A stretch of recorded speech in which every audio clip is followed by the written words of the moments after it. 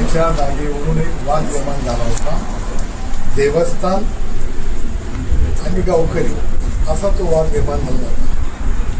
त्याच्यामध्ये देवस्थानची भूमिका ही होती, ही जागा देवस्थानची, त्यामुळे देवस्थानच्या जागेत हे पुतळा आणला बसवता थोडा पलीकडं जिथं सरकारची जागा आहे, कायरल आहे, ग्रामपंचायत जागा आहे, तिथं बसवावं. आणि म्हणून करता 3 दिवस त्या गावामध्ये संघर्ष होता. परंतु आज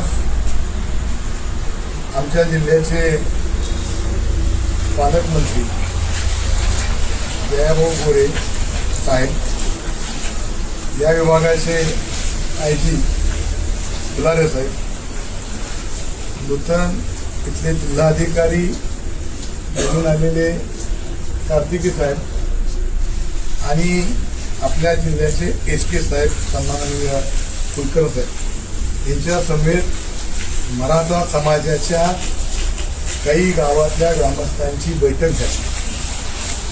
सकाळपासून जो वाद होता तो 814 ही जागा मोजावी, त्या जागेच्या, ती जागा देवस्थानची आहे, ती जागा सोडून इतरत्र महाराजांचा पुतळा बसवावा.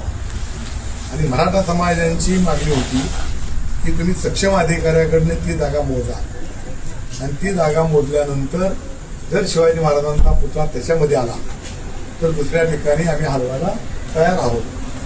त्याप्रमाणे आज शासनाच्या वरिष्ठ भूमी अभिलेखांच्या अधिकाऱ्यांनी ती जागा मोजली.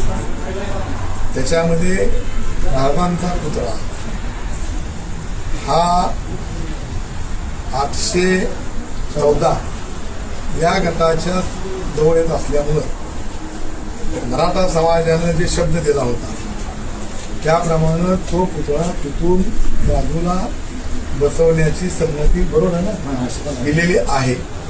परंतु आता ते कुठे बसवायचा या संदर्भामध्ये शेवटी शिवाजी महाराजांचा पुतळा बसवत असताना तो देखण्या जागी सगळ्यांना दिसला पाहिजे आहे, सगळ्यांना त्यांच्याकडून नतमस्तक झालं पाहिजे आहे, अशी जागा निवडावी अशी आमच्या ह्या सगळ्या ग्रामस्थांची मागणी होती. त्याप्रमाणे पालकमंत्र्यांनी अशा सूचना दिल्या.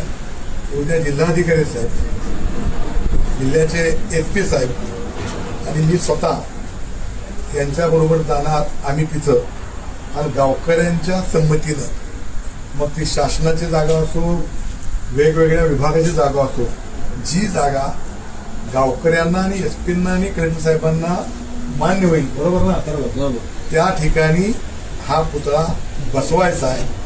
आणि त्या पुतळा नुसता बसवायचा नाही तर त्याला सुशोभित करण्यासाठी पालकमंत्र्यांनी 1 कोटी रुपये उद्याच्या उद्या मंजूर करण्याचं आश्वासन या सगळ्या मराठा समाजाच्या मंडळात दिलं आहे.